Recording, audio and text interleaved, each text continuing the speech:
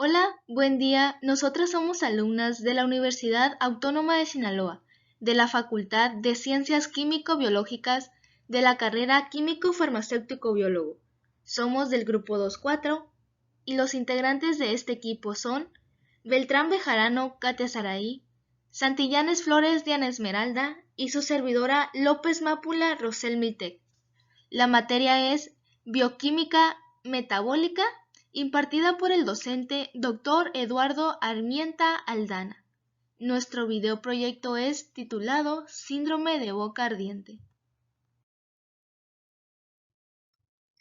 El síndrome de boca ardiente o por su abreviatura CBA constituye una de las modalidades del dolor bucofacial y se define como la manifestación compleja de síntomas de quemazón, escozor, ardor, picor o dolor en la cavidad bucal y labios, estando la mucosa clínicamente normal. Este síndrome constituye una entidad clínica que con relativa frecuencia se presenta en los pacientes, sobre todo aquellos que exceden 50 años de edad. Más frecuente es en mujeres postmenopáusicas. Se han reconocido en la evolución de este término diferentes denominaciones como glosodinia o glosopirosis, refiriéndose a la localización lingual preferiblemente. Actualmente se prefiere la denominación usada en este trabajo, que es CBA, al considerar que más que una enfermedad es un conjunto de síntomas que confluyen y forman parte de su manifestación bucal. Y teniendo en cuenta todo esto, en una investigación, Lamey y Lewis han clasificado el síndrome en las siguientes categorías: el tipo 1, que es progresivo, el tipo 2, que es continuo, y el tipo 3, que es intermitente. Y es por ello que este proyecto se abordarán sobre la multiplicidad de factores que se relacionan con esta entidad nosológica.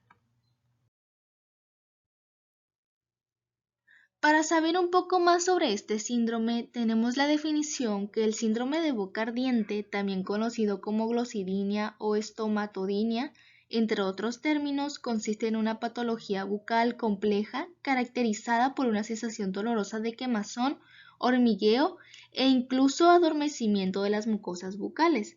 Sin embargo, hay que mencionar que el término síndrome se debe a que muchas veces el dolor bucal va asociado a otros síntomas como xerostomía, parestesia oral, entre otros.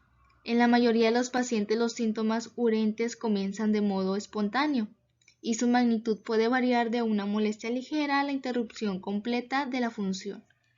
Y la prevalencia del CBA es de 1% a 3% en países desarrollados y se da más comúnmente, como fue mencionado anteriormente, en mujeres postmenopáusicas. Tomando en cuenta lo anterior dicho y pasando al pronóstico de la enfermedad, por norma general no es una afección grave y los síntomas no producen ninguna lesión importante. No obstante, es importante acudir al especialista cuando los síntomas persistan más tiempo de lo normal, es decir, cuando nosotros veamos que la enfermedad ya duró más de un poco de tiempo. Es importante acudir al doctor porque si no la situación puede empeorar y no es recomendable automedicarse, ya que podemos tener alguna reacción secundaria con ese medicamento que nosotros mismos nos estamos dando y a lo mejor nos estamos haciendo más daño sin darnos cuenta. Hola, mi nombre es Katia y les voy a hablar acerca de las causas del síndrome de boca ardiente. A pesar de los tres factores que existen, hay dos tipos de síndrome de boca ardiente, el primario y el secundario. Se considera síndrome de boca ardiente primario o idiopático a aquel donde se pueden identificar las anomalías clínicas. Algunos estudios sugieren que se relaciona con problemas con el gusto y nervios sensoriales del sistema nervioso central o periférico. En cambio, el síndrome de boca ardiente secundario se debe a una causa adyacente y dentro de estas causas están las deficiencias nutricionales, que viene siendo como la falta de hierro, folato o vitamina B9, el zinc, la riboflavina o vitamina B1, piridoxina o vitamina B6 y cobalamina, que viene siendo la vitamina B12. Dentro de estas causas también se encuentra la sequedad en la boca, que puede ser causada por distintos medicamentos o problemas de funcionamiento de las glándulas salivales, también por problemas de salud o efectos secundarios de algunos tratamientos contra el cáncer. También nos encontramos con alergias a alimentos, a algún condimento, otros aditivos alimenticios, perfumes, sustancias para trabajos odontológicos, entre otras. También están otros problemas bucales como infecciones fúngicas, por ejemplo candidiasis bucal o el líquen plano oral o lengua geográfica, o algunos medicamentos, sobre todo aquellos que son para la hipertensión arterial. También está otra causa, es la irritación excesiva de la boca, que puede ser resultado del cepillo excesivo de la lengua, emplear pastas dentales demasiado abrasivas o abusar de los enjuagues bucales. Ahora les voy a hablar un poco sobre la epidemiología del síndrome de boca ardiente. Entre la población general se puede decir que se presenta con frecuencia que oscila desde un 0.7% hasta un 4.5%. La incidencia de síndrome de boca ardiente en adultos varía en cada estudio realizado, por lo que no se ha establecido una prevalencia fidedigna para la población general. El síndrome de boca ardiente es más probable que ocurra en mujeres que en hombres, con una relación aproximada de 3:1 a 9:1. Las mujeres frecuentemente afectadas se encuentran en el periodo menopáusico o postmenopáusico, hasta un 30% de prevalencia. Aparece con mayor frecuencia en edades medias altas de la vida. La edad promedio en la que aparece es entre los 50 y los 60 años de edad, y descubrir este síndrome en pacientes con menos de 30 años es muy raro, no habiendo sido nunca descrito en niños ni en adolescentes. Según Okeson, la edad de aparición en mujeres es de los 40 a los 49 años de edad, y en los hombres es de 30 y 59 años de edad. El hecho de que su diagnóstico sea dificultoso hace más difícil determinar sus índices epidemiológicos. Etiopatogenia. La etiología del síndrome de boca ardiente es desconocida, mas sin embargo se sugieren múltiples factores de origen local, sistémicos y psicológicos que intervienen en su patogenia. Los factores locales que podrían alterar la sensación de la mucosa oral se encuentran los siguientes. En primer lugar está la candidiasis, que es una infección subclínica de cándida. Ha sido sugerida como uno de los factores en el síndrome de boca ardiente. Teray y Coles sugirieron que es un posible método para diagnosticar la causa del dolor lingual es comparar la intensidad del dolor al comer y en reposo. Los resultados del estudio mostraron que el dolor lingual al comer era inducido por la cándida. Otro factor local sería la mala higiene bucal, que esto vendría siendo la acumulación de la placa y el cálculo dental. Constituye un factor irritante para la encía y la mucosa bucal de muchas enfermedades de la boca, que también incluyen al síndrome de boca ardiente.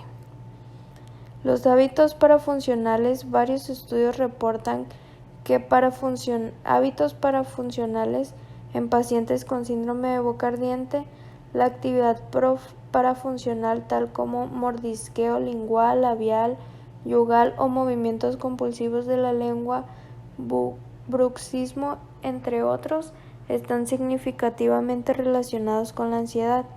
Autores afirman que los hábitos parafuncionales son clave en el síndrome de boca ardiente. El paciente no suele mantener para función 24 horas al día. En función de su estado emocional, los tics vienen o se van. De ahí la intermitencia y la fluctuación del dolor que ha llevado a las distintas clasificaciones. El galvanismo son reacciones electroquímicas que existen entre las diferentes restauraciones metálicas que se reflejan en el síndrome de boca ardiente. La producción de corriente eléctrica causa una sensación de ardor con o sin sabor metálico. Otro factor local sería la disfunción de las glándulas salivales. La saliva y el flujo salival juegan un papel importante en el síndrome de boca ardiente, en la iniciación y mantenimiento de los síntomas. La saliva constituye un medio de dispersión de sustancias que transmiten estímulos a la mucosa bucal. Otro factor sería la serostomía. El consumo de medicamentos, la presencia de enfermedades sistémicas crónicas, la capacidad funcional del paciente y los estados psicológicos están implicados en la etiología de la serostomía. La serostomía subjetiva o sensación de boca seca es muy frecuente en los pacientes con síndrome de boca ardiente. Sin embargo, la mayoría de los estudios en los que se mide la tasa de flujo salival en reposo y estimulado no revelan diferencias significativas con los controles, es decir, la capacidad funcional de las glándulas salivales está preservada. Otro factor local serían las prótesis mal ajustadas. En el estudio de LaMay y Coles, el reemplazo de la prótesis solo consiguió aliviar los síntomas de un 25% de los pacientes con síndrome de boca ardiente. Otros autores apuntan que la etiología del síndrome de boca ardiente, las dentaduras mal adaptadas juegan un papel importante. Y por último, los estímulos y las alergias. Los bordes de los dientes afilados, las caries, el sarro, los bordes de empastes que sobresalen, los bordes de las coronas que sobresalen, los aparatos de ortodoncia o el metal de los empastes pueden irritar, lesionar la lengua o la mucosa bucal y provocar alergias, pero su acción sobre los síntomas del síndrome de boca ardiente aún no está clara. Factores sistémicos. Diabetes mellitus. En los pacientes con diabetes mellitus se pueden encontrar diversas manifestaciones orales, hiposalivación o serostomía asociada a boca ardiente, alteración del gusto, agrandamiento de la glándula parótida y candidiasis eritematosa. La diabetes mellitus juega un papel importante en el desarrollo del síndrome de boca ardiente. Autores reportaron que los síntomas de síndrome de boca ardiente en pacientes diabéticos mejoraron después de controlar la glicemia. Otro factor sistémico sería el trastorno hormonal. La disminución de los estrógenos produce cambios atróficos en el epitelio oral causantes de los síntomas del síndrome de boca ardiente. La eficacia de la terapia hormonal sustitutiva es controversial. La respuesta a la terapia de reemplazo hormonal está basada en la presencia o ausencia de la expresión de los receptores de estrógeno nuclear en la mucosa bucal. Fue demostrado por identificación inmunohistoquímica de los receptores de estrógeno en biopsias incisionales simples de pacientes con síndrome de boca ardiente a nivel del epitelio bucal. En la mayoría de pacientes que respondieron positivamente a la terapia de reemplazo hormonal, se detectó la expresión de receptores. En aquellos pacientes que no respondieron a la terapia de reemplazo hormonal, no fue detectable la expresión. Otro factor sería la farmacoterapia excesiva. Es uno de los principales factores que pueden influir en la secreción de las glándulas salivales, es el consumo de medicamentos. La serostomía y la hiposalivación generan incomodidad en la cavidad bucal y pueden agravar el pronóstico del síndrome de boca ardiente. En el estudio de Márquez Suárez y Coles, el 100% de los pacientes tomaban uno o más medicamentos, el 95% los cuales eran serotonizantes entre las diversas categorías de los fármacos. Solamente los antihipertensivos y diuréticos se presentaron como factor de riesgo para el síndrome de boca ardiente. Otro factor sistémico sería la nicturia, el cual consiste en el aumento de la frecuencia nocturna de la excreción urinaria. Podría establecerse paralelismo en los episodios de micción nocturna del síndrome de boca ardiente y aumento de boca seca. Otro factor sería la tiroides. El estudio de la función del tiroides es esencial en el proceso de diagnóstico del síndrome de boca ardiente. El hipotiroidismo puede tener una influencia negativa en el gusto y provocar un aumento en la sensación sensorial trigemial con ardor bucal. Otro factor sería la deficiencia de vitaminas y oligoelementos. Varios estudios han relacionado el síndrome de boca ardiente con la deficiencia de vitaminas y oligoelementos. Lehmann y Coles presentan un caso de un paciente con glositis atrófica y glosodina desencadenada por una deficiencia de vitamina B12 debido a una anemia perniciosa. En este caso, el tratamiento con vitamina B12 mejoró la sintomatología del paciente. Otro factor sería el reflujo gastroesofágico. El síndrome de boca ardiente está ocasionalmente asociado con el reflujo gastroesofágico, específicamente relacionado con la sintomatología de orofaringe y base de la lengua. Deficiencias nutricionales: baja alimentación en frutas y vegetales variados frescos, los cuales constituyen una abundante fuente de vitaminas, minerales y agua. Baja alimentación en productos lácteos y cárnicos, los cuales constituyen fuentes de agua, calcio, hierro, zinc y proteínas. Poca ingesta de líquidos, menor de 1,5 a 2 litros del día. Pueden relacionarse con la aparición del síndrome de boca ardiente. Y el último factor sistémico sería el síndrome de Sjögren. Puede provocar un déficit en la producción de saliva en la boca para humedecer la mucosa bucal. Junto a la sequedad oral, la quemazón en la lengua puede ser una de sus consecuencias. Factores psicológicos. Varios estudios han confirmado que factores psicógenos como la depresión, ansiedad, cancerofobia, hipocondría e inestabilidad emocional juegan un papel importante en el desarrollo del síndrome de boca ardiente. No obstante, otros estudios no han encontrado diferencias significativas en el perfil de personalidad de los pacientes con síndrome de boca ardiente, sugiriendo una etiología diferente a la psicológica. El síndrome de boca ardiente aparece con frecuencia después de un acontecimiento estresante, como la pérdida de una persona querida, un divorcio o la jubilación. Sin embargo, existe una creciente polémica si la depresión y la ansiedad son primarias o secundarias al síndrome, ya que el dolor crónico y el estrés prolongado pueden afectar y alterar el perfil psicológico del paciente. Resumen de síntomas: síndrome de boca ardiente. Algunos síntomas es ardor o quemazón en áreas de la mucosa bucal, que en orden de frecuencia serían punta y laterales de la lengua, paladar, pilares faringios, vertientes internas del labio inferior y mucosa del carrillo. Otro síntoma es la sensación de boca seca, que no siempre se corresponde con una reducción del volumen salival y su flujo. Sensación de cuerpo extraño en el interior de la boca, asperezas, pellizcos, hilos, acumulación de sustancias extrañas y pegajosas.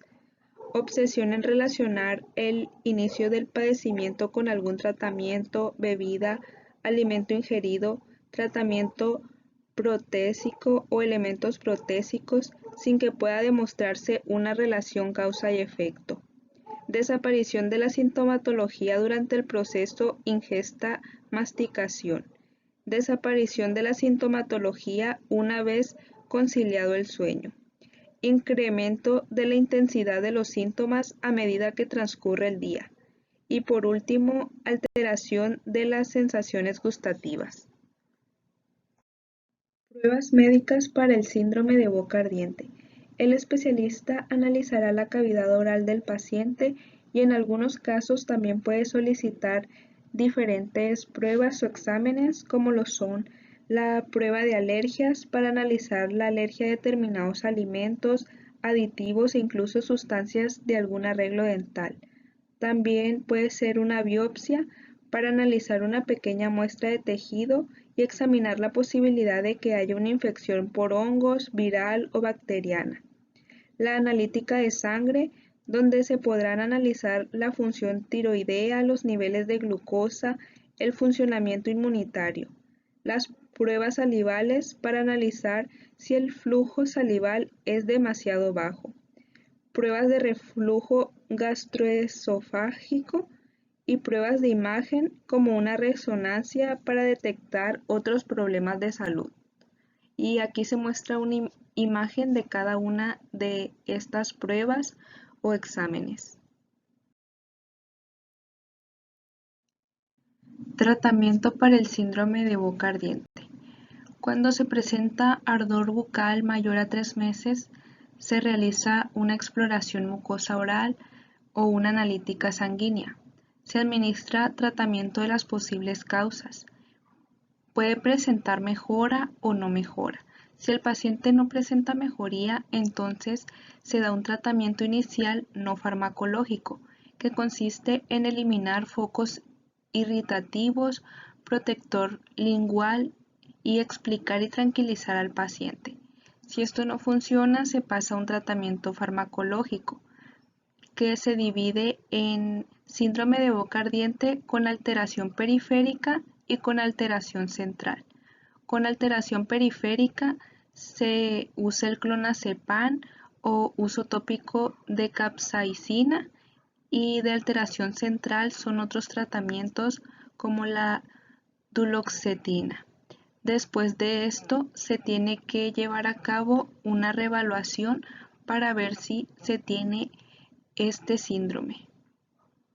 Cuando se realice la evaluación al paciente y se concluye que efectivamente tiene el síndrome de boca ardiente, algunos tratamientos o recomendaciones por el médico es la psicoterapia, que es una alternativa eficaz a los psicofármacos en el tratamiento de la psicopatología de los pacientes con DINAS.